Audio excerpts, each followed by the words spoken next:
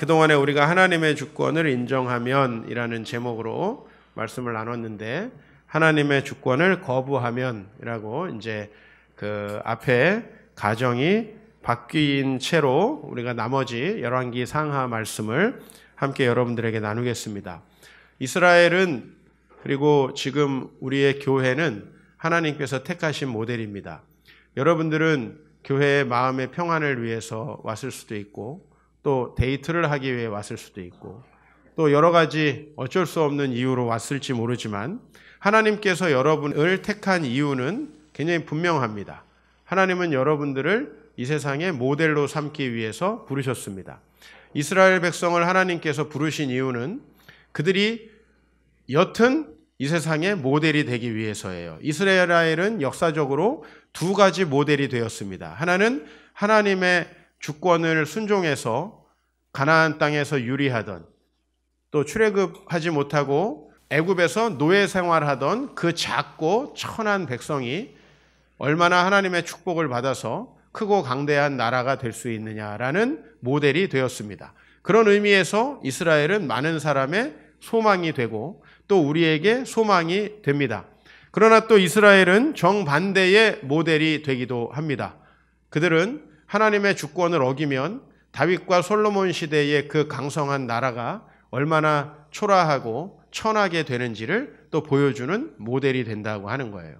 여러분들은 하나님께서 왜 택하셨다고 생각합니까? 이 둘 중에 하나의 모델이 되기 위해서입니다. 하나님은 우리를 모델 삼아서 이 땅이 하나님이 다스리는 땅이라는 걸 보여주기를 원하십니다. 하나님께서 여러분들을 통해서 하나님에게 순종하는 자들은 분명히 불가능한 상황에서도 복을 누리는구나 라고 하는 걸 체험하기를 원하십니다. 그걸 체험하면 여러분 주위 사람들이 어떻게 될까요? 나 저 사람 보니까 하나님이 계신 것 같다. 그러나 반대로 우리가 하나님 앞에서 정반대의 모델이 될 수 있죠. 좋은 대학을 나오고 많은 돈을 벌고 세상에서 성공했는데 그 사람이 얼마나 불행해져 가는지를 하나님께서 보여주시면서 봐라, 하나님의 주권을 거부하면 이렇게 된단다 라고 하는 모델을 보여주세요. 어쨌든 저와 여러분들은 모델입니다. 여러분들이 몸매가 좋지 않아도 여러분은 모델입니다. 여러분은 패션 모델이 아니라 하나님 나라의 모델이에요. 여러분들을 통해서 하나님이 드러나실 것입니다. 이왕이면 긍정적인 방향으로 드러나기를 바랍니다.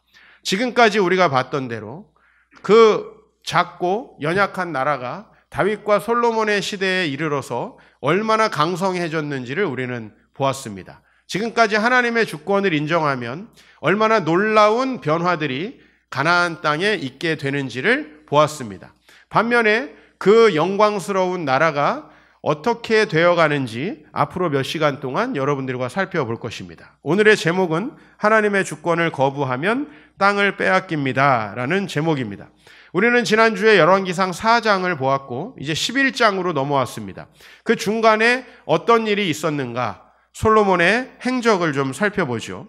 먼저 솔로몬은 성전을 건축하고 있었습니다. 6장 1절을 보면 이스라엘 자손이 애굽 땅에서 나온 지 480년 된 때에, 솔로몬이 이스라엘 왕이 된 지 4년이 된 때에 솔로몬이 여호와를 위하여 성전을 건축합니다. 굉장히 긍정적이죠. 솔로몬은 여전히 아버지의 유훈을 받아서 성전을 짓고 있고, 그리고 그 성전이 마무리될 즈음에 성전의 핵심이 무엇이냐 하면 하나님이죠. 성전에 하나님이 안 계시면 그건 아무것도 아닌 거죠. 그렇죠? 마치 우리 몸에 영혼이 없는 것과 똑같습니다. 솔로몬은 성전을 건축하고 그리고 그곳에 언약궤를 모십니다. 왜? 하나님의 말씀이 기록된 십계명의 돌판을 넣어놓은 이 나무 상자로 된 돌판이야말로, 이 언약궤야말로 하나님의 임재를 상징하기 때문이죠. 8장을 보면 이에 솔로몬이 여호와의 언약궤를 다윗성 곧 시온에서 메어 올리고자 하여 이스라엘 장로와 모든 지파의 우두머리 곧 이스라엘 자손의 족장들을 예루살렘에 있는 자기에게로 소집하니. 여러분, 우리가 지금 이야기가 이렇게 진행된다라는 걸 봤을 때 우리가 11장 오늘 읽었던 본문이 조금 놀랍습니다. 왜냐하면 성전을 짓고 언약궤를 안치한 이 솔로몬에게 어떻게 솔로몬이 많은 여자를 사랑했고 그리고 그들 때문에 하나님을 버리게 되었고 그래서 하나님께서 그 나라를 빼앗아서 신하에게 준다. 오늘 이게 이제 11장 우리 읽은 본문이에요. 도대체 어떤 변화가 그 사이에 있었던 거예요? 여러분, 사람은 자기의 성공이 나중에 멸망의 계기가 되기도 하고 자기의 어려움과 환난이 오히려 성공의 계기가 되기도 합니다. 솔로몬은 승리했습니다. 성전을 건축했습니다. 언약궤도 안치했습니다. 그러나 그가 여전히 그 안에 우상 숭배할 수 있는 문제를 가지고 있었는데 그것은 바로 강대한 나라를 이루고자 하기 위해서 많은 여인들을 그 나라에 끌어들인 것입니다. 그래서 오늘은 우리 11장까지의 이 본문이 진행되는 중간에 솔로몬에게 혹시 문제가 생길 수도 있겠구나라는 지점들이 발견됩니다. 먼저 3장입니다. 솔로몬이 애굽의 왕 바로와 더불어 혼인관계를 맺어 그의 딸을 맞이해서 다윗성에 데려다 두었다. 물론 오늘 이 말씀은 굉장히 중립적인 진술이에요. 왜? 여러분, 바로의 딸을 데려왔는데 하나님께서 그에게 신앙을 주시고 또 그를 정말 하나님을 경외하는 민족이 되게 해서 그가 바로의 나라에까지도 영향을 미쳤다라는 본문도 우리는 한번 상상해 볼 수 있습니다. 그렇죠? 그렇기 때문에 3장의 이야기는 여전히 중립적이라고 하는 거예요. 그 다윗이 첫 결혼을 바로의 딸과 했는데 이 바로의 딸과 결혼해서 솔로몬은 과연 어떻게 앞으로 그 여인을 통해서 하나님 나라를 이루어 갈 것이냐라는 기대가 될 수 있는 반면에 또 우리가 더 안 좋은 시나리오를 상상해 볼 수도 있습니다. 그 여인과의 결혼 때문에, 그 성공 때문에, 그 물질 때문에, 그 우리가 얻은 여러 가지 명예와 가치들 때문에 오히려 하나님 앞에 교만하게 될 수 있고 우리의 마음을 빼앗길 수도 있다는 거죠.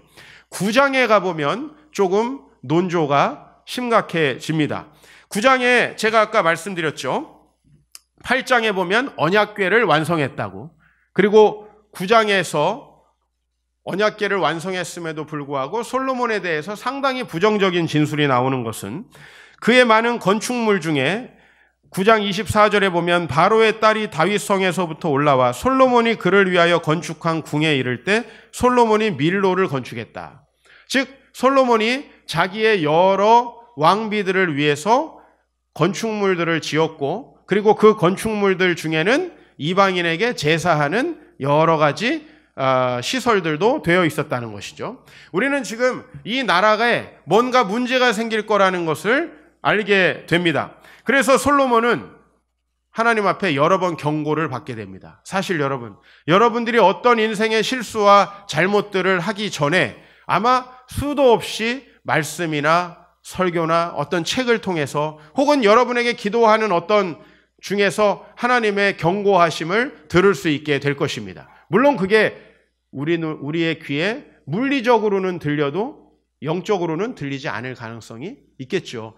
하나님께서 성전을 짓고 있는 솔로몬에게 대단히 이례적인 말씀을 하십니다. 6장을 한번 읽어보겠습니다. 시작.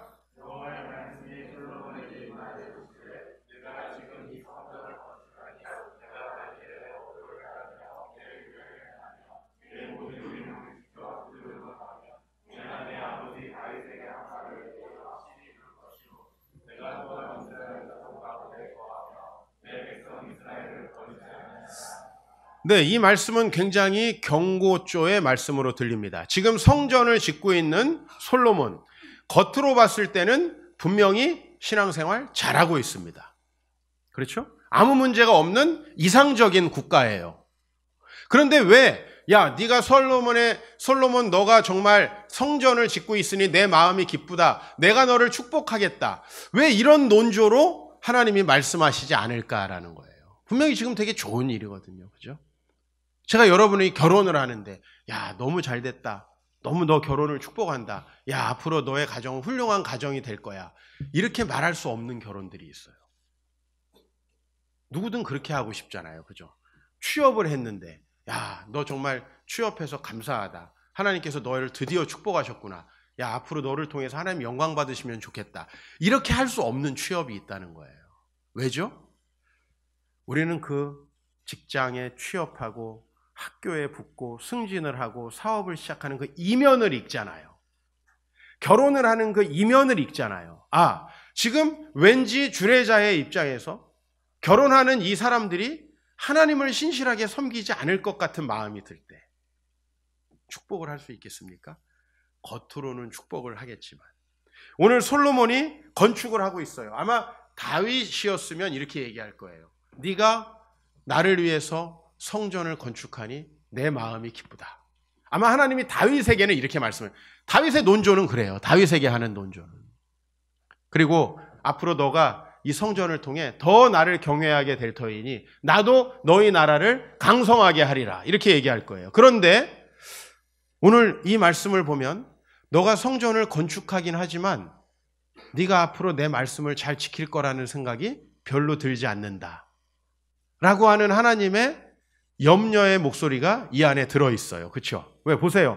성전을 짓는 것에 대해서 축복하는 말씀은 전혀 나오지 않고 내가 만일 내 벽도를 따르면 내 율례를 행하며 내 모든 계명을 지켜 그대로 행하면 내가 내 아버지 다윗에게 한 말을 내게 확실히 이룰 것이다. 지금 두 사람이 만나서 가정을 이룬다. 여러분들이 어떤 사업을 시작한다. 여러분에게 많은 물질적인 축복들이 주어졌다. 아, 그래서 하나님을 잘 섬길 수 있겠구나 싶으면 논조가 이러지 않을 거라고 하는 거예요.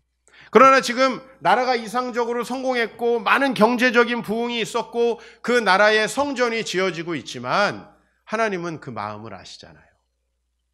하나님 마음을 아시잖아요.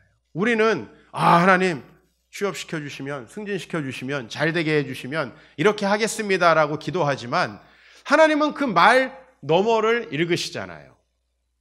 하나님은 지금 솔로몬이 그 마음이 변질되고 있다는 걸 알고 있는 거예요. 그래서 야, 성전은 성전이고 요새 우리말로 하면 야, 너 결혼한 거 축하는 하긴 하는데 야, 너 가정을 이룬 거 참 감사하긴 한데 야, 너 지금 승진한 거 감사하고 야, 너 요번에 그 아이템 하나 개발해서 대박 나서 돈을 많이 번 거는 참 좋은 일인데 그것과 별도로 너가 정말 내 법도를 따르고 내 율례를 행하고 내 계명을 지켜서 그대로 행할 것인가를 내가 좀 더 지켜봐야 되겠다. 지금 하나님 그렇게 말씀하시고 있는 거예요. 성전을 건축하는데 축복하지는 못할 망정 하나님이 왜요? 왜 다윗과는 다른 말씀을 할까요? 다윗은 성전을 건축한다라는 마음을 품었을 때 하나님이 어떻게 말씀하셨어요? 사무엘하 7장에 우리가 다 다뤘던 본문이에요. 야, 너가 성전을 건축하는 일을 내가 허락하진 않겠지만 너가 그런 마음을 나에 대해서 품었으니 내가 너의 왕위를 영원하게 하겠다. 이렇게 축복을 했어요.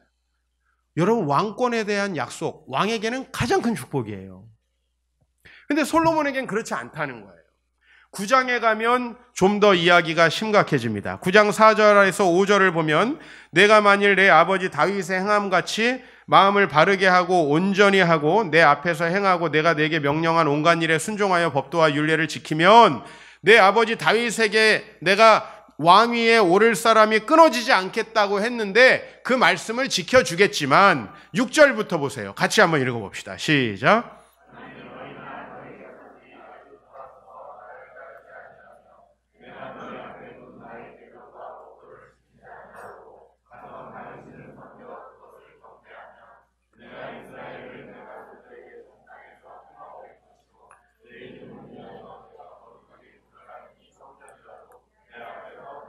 여러분, 방금 전에 성전을 완성했어요. 8장에서.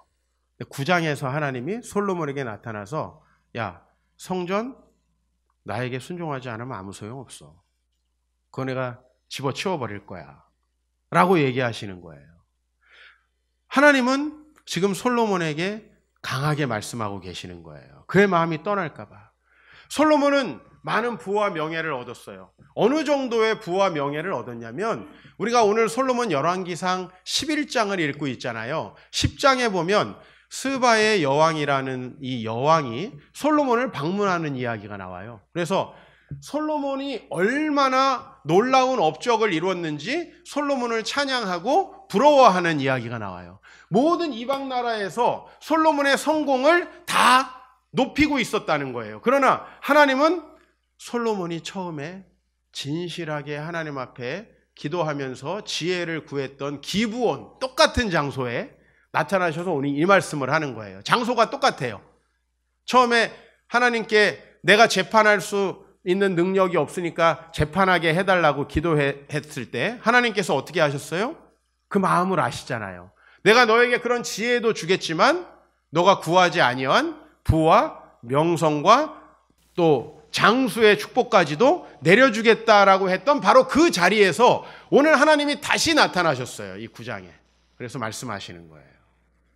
여러분, 우리는 지금 솔로몬에게서 두 가지의 길을 발견합니다. 우리가 교회 열심히 나오고 겉으로는 신앙생활을 하는 것 같지만 사실 우리의 마음이 다른 곳에 있는 거 저는 잘 모르지만 하나님은 아세요. 근데 저도 목회를 조금 해보니까 제 감이 다 맞진 않습니다만은 맞을 때가 많아요. 아, 교회는 나오고 있는데 마음은 콩밭에 있구나. 그런 감이 있을 때가 있어요. 때때로는 여러분들과 기도 제목을 나누면서 좀 놀랄 때가 있습니다. 그건 뭐냐면 아니 이렇게 교회를 열심히 다니고 나름대로 아주 성실하게 하나님께 예배하는 것 같은데 어떻게 저런 생각을 할 수 있지? 어떻게 저런 일을 할 수 있지? 하는 지점들이 있어요. 여러분들이 얼마든지 하나님 앞에 나아오는 척하지만 하나님의 주권을 인정하지 않고 살아갈 수 있다는 거죠. 내 결혼은, 내 학업은, 내 직장은, 내 사업은 내 마음대로 할 수 있다는 거죠. 특히 성공을 통해서 얻어진 결과물을 가지고 여러분들이 교만하지 않느냐가 굉장히 중요합니다. 솔로몬은 이스라엘의 왕 중에 가장 큰 성공을 한 사람이에요. 근데 그 성공한 것을 가지고 하나님께 잘 사용했으면 어땠겠어요? 그러나 솔로몬은 그것을 어떻게 사용했습니까? 자기의 욕망을 채우는 일에 사용하고 자기의 욕망을 채우기 위해 또 국가를 번영시키기 위해 다양한 왕국으로부터 여인들을 불러 모았습니다. 그리고 그 여인들을 자기 아내로 삼았는데 그 아내를 삼은 여인들을 위해서 이제 이 풍성한 것으로 뭘 해주고 있어요? 왕궁들을 지어주고 있는 거예요. 네? 여러분들 한번 생각해 봐요. 여러분들에게 하나님께서 왜 물질을 주셨을지, 왜 하나님께서 저에게 은사를 주셨을지, 왜 하나님이 여러분에게 성공을 주셨을지, 그걸 가지고 여왕의 왕궁을 지어주고 아내를 기쁘게 하라고 그렇게 한 것은 아닐 것입니다. 그러나 하나님은 그 솔로몬의 마음을 알고 있는 거죠. 경고하시는 하나님이 감사하지 않습니까?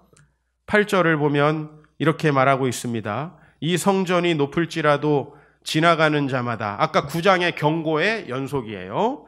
지나가는 자마다 놀라며 비웃어 이르되 여호와께서 무슨 까닭으로 이 땅과 이 성전에 이같이 행하셨는고 하면 대답하기를 그들이 그들의 조상들을 애굽 땅에서 인도하여 내신 그들의 하나님 여호와를 버렸기 때문이다 라고 이야기할 것이라는 거예요. 이런 의미로 모델이라는 거예요. 여러분, 가나안 땅 이스라엘은 모델입니다. 지금 우리 대한민국 그리고 대한민국의 교회는 모델이에요. 모델. 여러분은 그걸 원치 않고 교회에 왔을 거예요. 그죠? 그러나 오늘 알아버렸네요. 여러분이 모델이라는 걸. 하나님은 여러분들을 통해서 하나님을 이 땅에 드러내십니다. 하나님이 이 땅에 자신을 드러내시기 위해서 하신 가장 결정적인 행위는 예수님을 이 땅에 보내신 거예요. 그리고 그 예수님의 제자들을 통해서 구약의 이스라엘을 대신해서 이 세상의 모델이 되기를 원하는 겁니다. 지금 대한민국과 이곳에 있는 교회와 사랑하는 우리 성도님들은 모델입니다. 여러분들은 여러분이 선택해서 이 교회에 왔고 여러분이 선택해서 종교를 선택했다고 생각할지 모르지만 천만의 말씀이에요.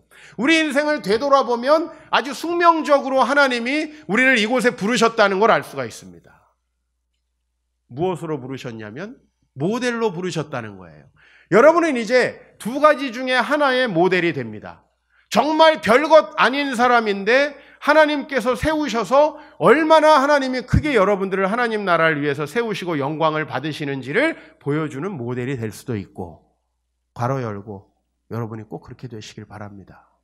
그러나 우리는 또 다른 모델이 될 수 있어요.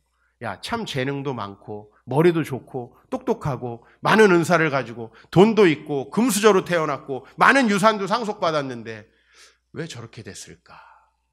라고 하는 모델이 될 수도 있다는 거예요. 자, 거기에서 드러나는 건 뭐예요? 하나님이에요. 거기서 드러나는 건 하나님이에요. 이스라엘이 애굽의 종살이를 하다가 그 큰 복을 받았을 때 드러나는 것도 누구세요? 하나님이세요. 그렇죠? 왜? 그들은 절대 그럴 만한 인간들이 못 됐었으니까. 그러나 다윗과 솔로몬의 그 시대가 하염없이 허물어져 가는 것을 볼 때 그때 드러나시는 분도 누구예요? 하나님이에요. 대한민국은 정말 특별한 나라입니다. 우리나라라서 하는 얘기가 아니라 20세기에 대한민국만큼 성공한 나라는 없어요. 20세기에 가장 축복받은 나라가 대한민국이고 저는 그 원인이 바로 1884년 언더우드 아펜젤러 선교사로부터 시작된 개신교 선교라고 믿습니다. 20세기 확실히 대한민국은 가장 큰 영적인 성장을 이뤄낸 나라예요. 유럽이 믿음을 잃고 다 쇠퇴할 때 OECD 국가에 가입된 나라들 중에서 이렇게 하나님 앞에 예배드리는 자가 많고 많은 교회들이 세워진 것은 대한민국밖에 없어요. 지금 선진국들은 미국 빼놓고 전부 다 선교지가 되어가고 있거든요. 그죠? 그리고 인구 비율로다가 예수 믿는 사람이 많은 나라들을 찾으려면 아프리카나 남미로 가야 되는데 그곳은 우상 숭배하는 그 정말 샤머니즘적인 신앙으로 가득해요. 여러분들이 가보면 이게 기독교인가 싶을 정도의 일들이 많아요. 그리고 경제 수준도 너무 낮고 아직도 사회도 너무 낙후하고 전혀 민주화가 되어 있지 않은, 그러나 민주화돼서 3만 불 이상의 소득을 가지고 세계에서 아직도 이렇게 예배드리는 자가 많은 나라는 우리나라밖에 없고요. 물론 미국이 우리가 아무리 욕을 하더라도 세계에서 단연 하나님께서 많은 이들을 거느리고 사용하시는 나라 중에 하나입니다. 우리나라는 앞으로 일정한 모델이 될 것입니다. 20년 전에 제가 한 교회에서 근무할 때 사역을 중간에 좀 쉬는 시간이 있어가지고 교회 밖에 나가고 있었는데 어떤 유럽 사람처럼 보여요. 캠코더를 들고 교회를 촬영하고 있더라고요. 이렇게 쫙 교회를. 그래서 제가 그 근처를 지나가는데 뭐 다른 사람이 없었는지 물어보더라고요. Is it a Catholic? 물어보더라고요. 교회가 워낙 웅장하니까 유럽에서 자기들이 봤던 것보다 더 웅장하니까 찍었을 거 아니에요. 네?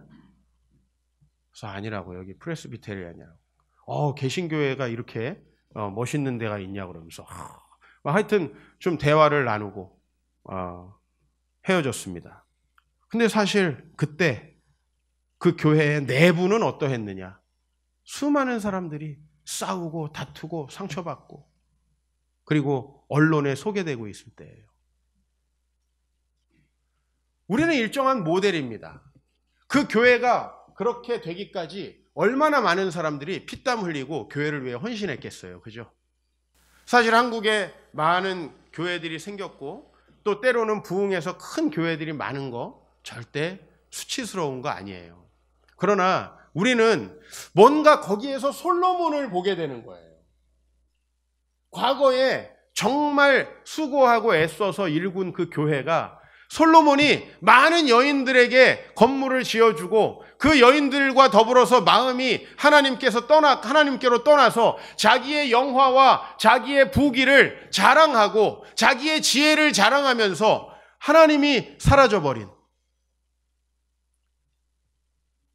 하나님이 주신 지혜가 다 사라져버린 이 모습, 이게 바로 모델의 역할이라는 거예요. 솔로몬은 가장 큰 성공의 모델이었지만 동시에 가장 큰 실패의 모델이 됩니다. 신명기의 약속대로 이제 여러 가지 일들이 일어납니다.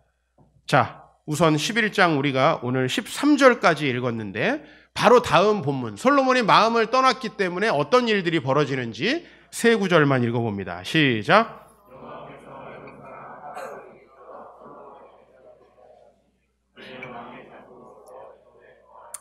우리나라와 똑같이 비교할 수는 없지만 에돔을 그냥 우리는 이스라엘의 남쪽에 있는 나라예요. 남동쪽에 있는 나라. 일본이라고 한번 쳐보면 좋을 것 같아요. 모든 나라가 솔로몬에게 평화롭게 관계를 맺고 있었다가 솔로몬이 마음을 돌리니까 어떤 일이 일어나요? 솔로몬을 대적합니다. 자, 이번에는 북쪽, 지금 우리로 말하면 중국 동북 삼성 정도에 해당하는 아람이라는 나라에서 어떤 일이 있었는지 한번 살펴봅니다. 열왕기상 11장 23절 시작.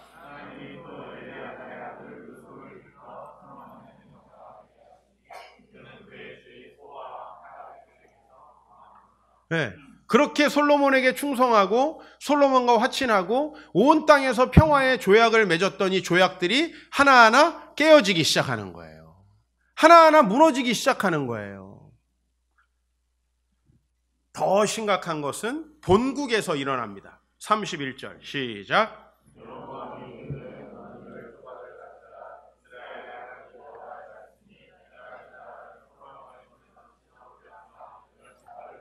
그렇죠. 10지파를 잘라서 솔로몬에게서 빼앗아서 여로보암이라는 사람에게 주겠다라고 아히야 선지자가 이야기를 하고 있습니다. 이 일들이 실제 현실화되는 거예요. 왜 하나님은 땅을 빼앗았을까요? 여러분으로 말하면 왜 하나님은 가정을 빼앗을까요? 왜 하나님은 돈을 빼앗고, 왜 하나님은 우리의 지성을 빼앗고, 왜 우리의 자리를 빼앗고 우리의 명예와 명성을 빼앗을까요? 아니, 이왕 축복하실 거면 그냥 놔두시지. 하나님의 목적은요, 우리를 축복하는 데에 목적이 있어요. 그런데 하나님은 우리를 통해서 누구도 축복해야 돼요?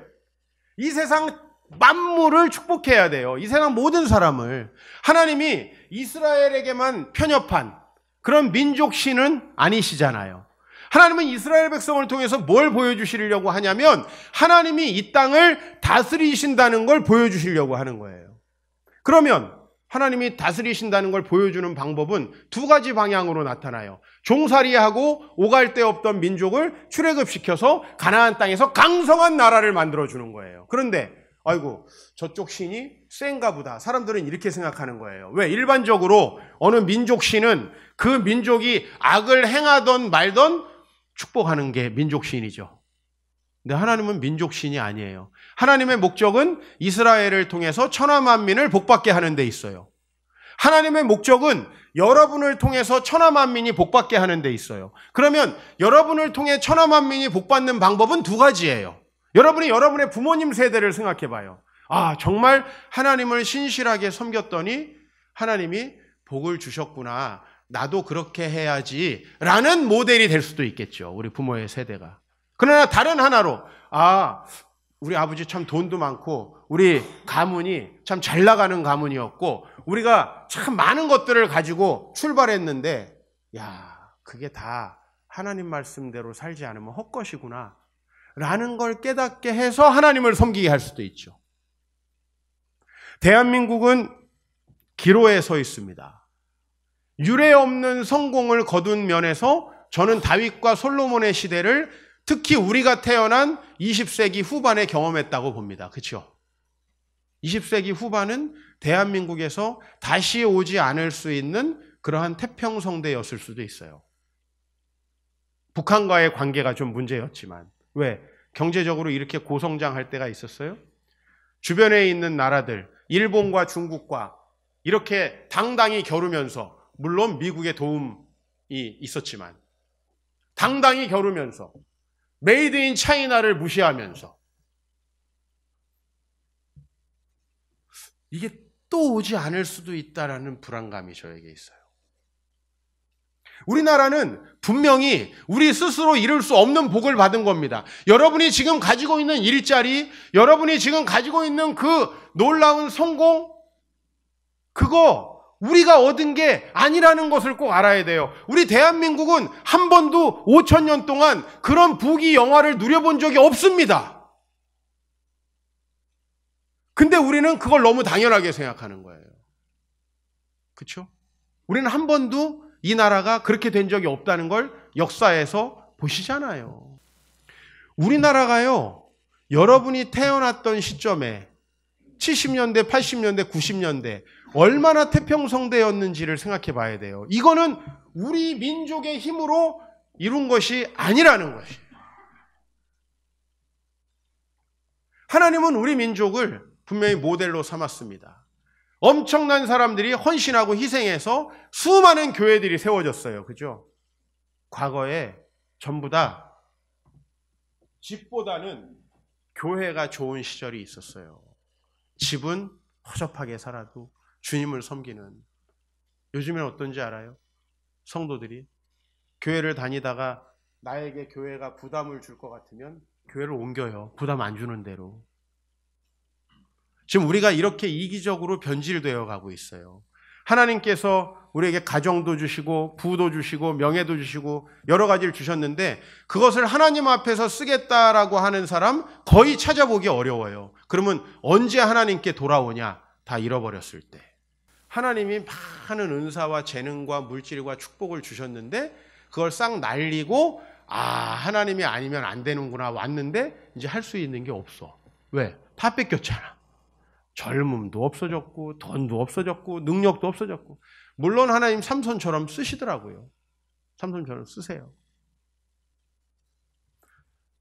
여러분 지금 어떤 일들이 벌어집니까? 이 모델인 이스라엘의 나라가 몰락하고 있습니다. 여러분의 앞길은 두 가지밖에 없습니다. 여러분은 결혼하면 인생이 바뀔 것 같고 취업하면 인생이 바뀔 것 같고 뭔가 지금 상황이 변화되고 아파트를 한 채 사고 이러면 그리고 여러분의 산 주식이 오르고 이러면은 여러분이 잘 될 것 같죠. 성경에는 그런 얘기가 한 번도 안 나와요. 그걸 가지고 우리가 어떻게 하느냐가 우리의 미래를 결정한다는 거예요. 솔로몬이 받은 복은 철저히 하나님께로부터 온 복이에요. 여기 머리가 똑똑하다고 생각하시는 분들, 여러분이 여러분을 만들 때 똑똑하게 만든 다음에 뱃속에 들어가셨어요? 아니죠. 그냥 태어났는데 한 번 보면 다 외워졌죠. 그거 얼마나 큰 기적인지 아세요? 남들이 밤을 새도 풀리지 않는 문제가 딱 봐도 풀리죠. 그거 여러분이 한 거 아니에요. 세상에 물려받은 것만 내가 안 한 게 아니에요. 내가 상속받은 것만 남의 거고 내가 공부해서 얻은 건 내 거라고 생각하는 것 같은데 천만의 말씀이에요. 세상에 공부해도 안 되는 사람이 수도 없이 많고 운동해도 건강하지 않는 사람이 수도 없이 많아요. 이 모든 것들은 하나님께서 우리에게 주신 거예요. 마치 솔로몬에게 엄청난 부와 명성을 주신 것처럼. 자, 우리의 미래는 이제 그걸 가지고 무엇을 하느냐에 따라 달려 있어요. 여러분은 크리스찬이에요. 부름받은 사람이에요. 오늘 여기 왜 왔는지 제가 여러분의 동기까지 다 알 수는 없어요. 그러나 하나님은 여러분을 선택한 것이 확실합니다. 그리고 여러분들을 이 땅의 모델로 세우시길 원해요. 여러분이 하나님의 주권을 인정함으로 사무엘과 다윗과 솔로몬에 이르는 이 하나님의 주권을 인정하여 얼마나 복을 받는지에 대한 모델이 되시길 바랍니다. 그러기 위해서는 우리가 오늘 솔로몬에게 이룬 이 경고를 기억해야 할 것입니다. 하나님이 세우신 성전이라도 내 앞에서 던져버릴 것이다. 한국의 많은 교회들이 위기에 처해 있죠. 그들은 아이고 여기가 하나님의 교회인데 무슨 일이 있겠어라고 생각합니다. 그러나 교회사는요 끊임없이 크고 명성을 얻었던 교회들이 몰락하는 역사였어요. 중세의 종교개혁, 우린 종교개혁의 후예잖아요. 종교개혁을 할 당시에 교회들이 가장 크고 번성했어요. 왜 근데 하나님이 그 성전을 쓰지 않습니까? 왜 쓰지 않아요?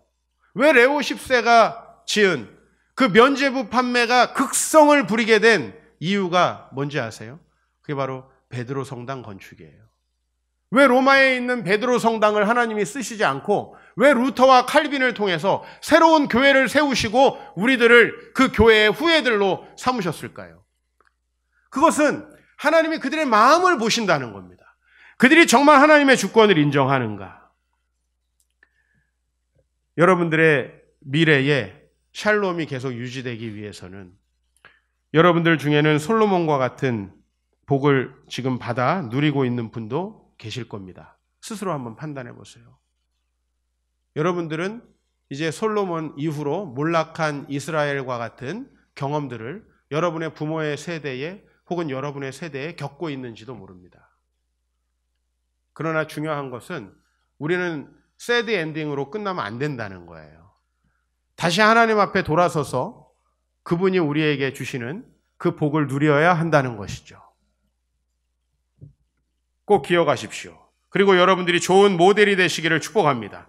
그래서 여러분들을 통해서 천하 만민이 복을 받게 하시려는 하나님의 그 계획을 여러분들이 반드시 이루시기를 축복합니다. 하나님의 주권이 사라지면 땅이 빼앗깁니다. 즉 땅이 빼앗긴다는 건 다시 전쟁과 기근과 전염병, 그 당시에 누구도 통제할 수 없었던 일들이 그들의 삶에 일어나기 시작한다는 거예요. 이 시대에도 마찬가지예요. 우리가 통제할 수 없는 수많은 문제 가운데 있다는 것을 알고 있죠. 그 문제의 원인은 귀결해보면 결국은 하나님의 주권이에요. 여러분 예수님을 믿으십니까? 예수님 십자가에 달려 죽으셔서 여러분 죄를 사하셨다는 걸 믿으십니까? 그렇다면 그분이 여러분의 주인 되는 것이 예수님의 최종 목적이었다는 것을 기억하시기 바랍니다. 여러분을 죽은 다음에 천국에 올려보내시기 위해서가 아니라 지금 이곳을 회복시키기 위해서 먼저 여러분을 이렇게 이른 나이에 부르신 거예요. 아니 막말로 천국에 데려가실 거면 노인들에게만 복음을 전하면 되잖아요. 그리고 병원 가서 호스피스 가서 복음 전하면 되잖아요. 그럼 왜 우리 새파랗게 젊은 사람들, 왜 우리 청소년들을 하나님께서 부르십니까? 여러분들을 통해서 모델 삼는 거예요. 우리는 모델입니다. 몸매가 좋아서가 아니라 모델입니다. 여러분들은 둘 중에 하나의 길을 보여줄 거예요. 하나님께 순종하면서 이렇게 불가능한 복을 얻을 수 있구나.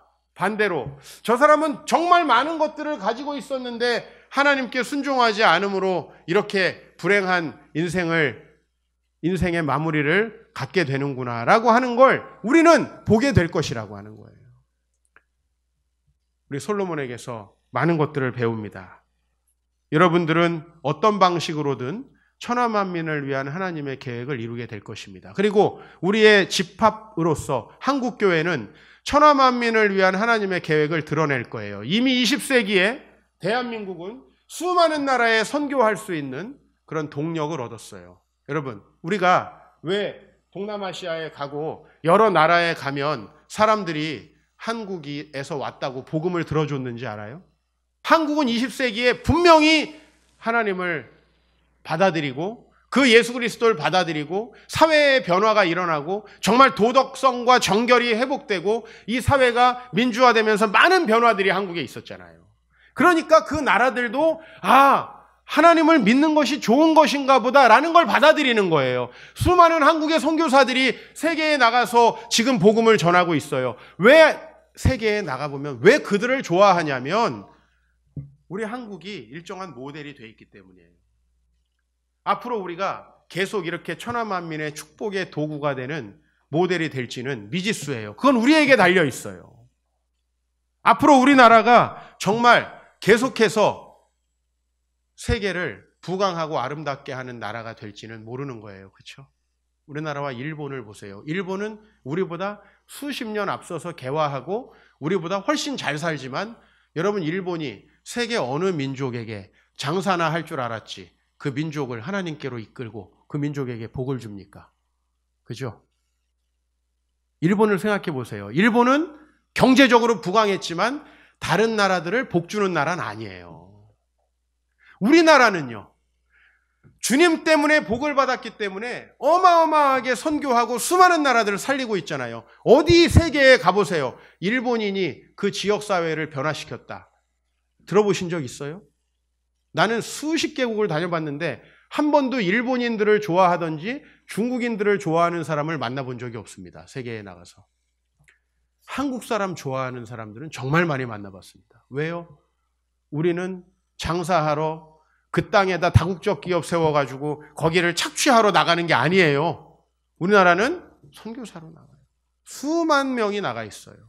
그리고 그들이 한국에서 보내준 이 헌금과 물자를 가지고 그들을 교육하고 있어요. 여러분 이제 영상을 보게 될 거예요. 백두산 높이의 산골에 정말 허름한 옷을 입고 교육도 받지 못하고 살고 있는 그들에게 빛을 비추는 거 한국인이에요. 네? 그리고 우리는 그들을 위해서 수고하고 돌아왔습니다. 세계에 이런 놀라운 기적을 일으킨 민족이 우리 민족이라는 걸 알아야 돼요. 그리고 앞으로는 우리가 더 이런 일에 헌신하길 바랍니다. 여러분, 여러분에게 주신 물질, 그거 하나님 앞에서 제대로 관리 안 하면 다 사라져요.